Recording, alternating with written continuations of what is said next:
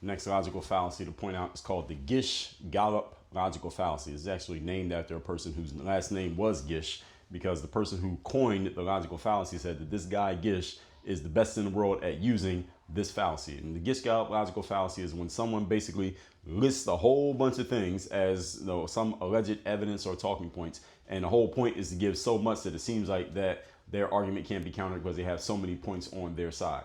For example, you used to see this a lot with Donald Trump, and especially in leading up to the 2024 election, when people say, well, he got adjudicated for assault, and he has these felony cases, and he's been bankrupt this many times, and he's been convicted of felonies, and he took documents he wasn't supposed to take, and he tried to overturn an election, and he has a whole bunch of racists supporting him, and he's xenophobic, and he's done this, and they just list all these things. That's a form of the Gish-Gallup logical fallacy, and a lot of people who don't like Trump are saying, well, those are all true. Well, let's talk about it.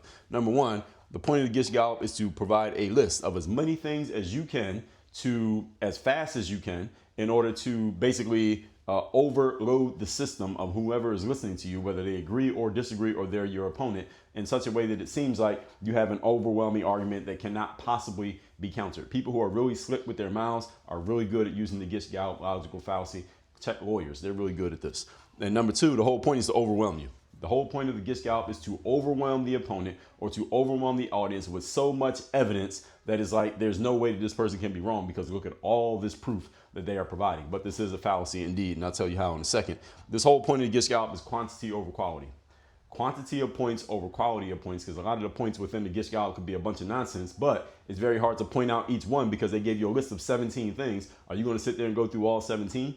And again, if any of them happen to have any substance whatsoever, then again, it's very hard to challenge this. But I'm gonna tell you exactly what to do when someone tries to use the Gish-Gallup against you. Number one is point it out. When someone uses a logical fallacy against you, the most important thing you need to do is point out that it's a fallacy, explain why it's a fallacy, and show everyone what they just did. My opponent just tries to use the Gish-Gallup by using this long list of things against me. But instead of me going one by one through all of them, let me just point out one as an example. So this is the second thing you do. You point out what it is, then you grab an example of one of the trashiest points. And because they gave you a list, pick whichever one you want, pick the weakest one if you want, the most ludicrous, ridiculous one, and debunk it and prove that it's nonsense. And what that does is it pokes a hole in the facade of your opponent, because if they pointed out, if they listed one thing that was complete nonsense, now people are thinking, well, maybe everything they said is nonsense. This one thing was completely ridiculous. So you don't have to go through the whole list. All you got to do is pick the weakest one.